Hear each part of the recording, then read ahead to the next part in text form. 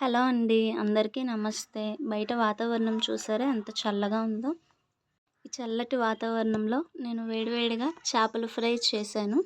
బయటన క్రిస్పీగా, లోపల సాఫ్ట్‌గా చాలా బాగా కుదిరింది. అన్నీ ఇంట్లో ఉన్న వాటితోనే తక్కువ టైంలో సింపుల్‌గా ఈ చేపల ఫ్రై ఎలా చేయాలో చూసేద్దాం పదండి.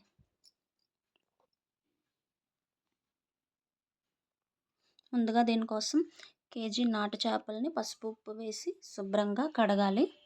చేపలు ఫ్రైకి ఈ మాత్రం మందంలో కొట్టించుకుంటే సరిపోతుంది.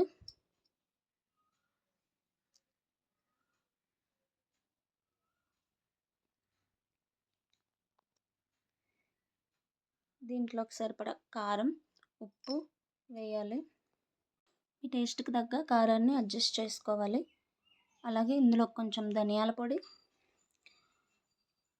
కొంచెం గరం మసాలా పౌడర్ కూడా వేసుకోవాలి. అదేవిధంగా కొంచెం ఫిష్ మసాలాను కూడా వేసుకోవాలి.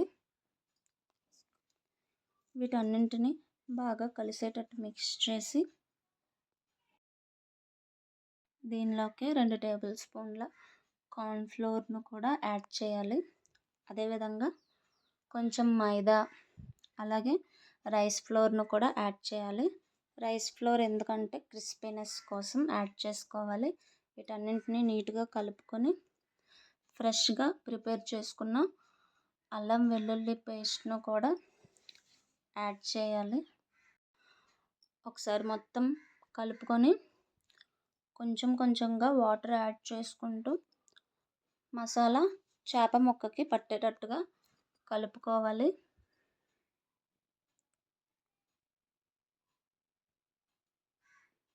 ఈ విధంగా ఉంటే సరిపోతుంది.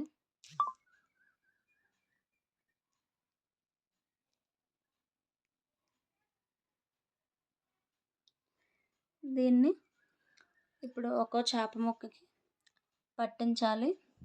మొత్తం ఫుల్లుగా పట్టించాలి. ఎక్కడ కూడా గ్యాప్స్ లేకుండా చేప ముక్క మొత్తం మసాలా ముద్దని పట్టించాలి. ఇప్పుడు దీన్ని ఒక ప్లేట్లో పక్కన పెట్టుకుందాము.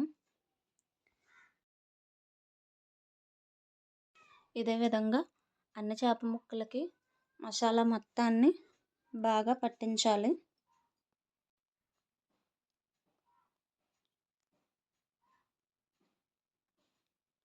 వీటన్నింటిని 30 నిమిషాల పాటు మ్యారినేట్ చేసుకోవాలి. త్వరగా మ్యారినేట్ అవ్వడానికి నేను డీప్ ఫ్రీజర్లో పెడుతున్నాను.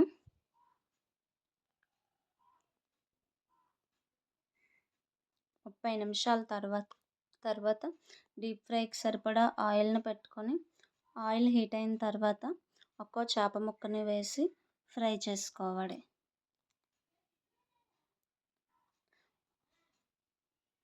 మంటను మీడియం ఫ్లేమ్లో పెట్టుకొని ఫ్రై చేసుకోవాలి. అప్పుడే లోపల వరకు క్రిస్పీగా ఫ్రై అవుతుంది. ఇలా ఒకవైపు ఫ్రై అయిన తర్వాత మరో పక్కకి టర్న్ చేసుకోవాలి.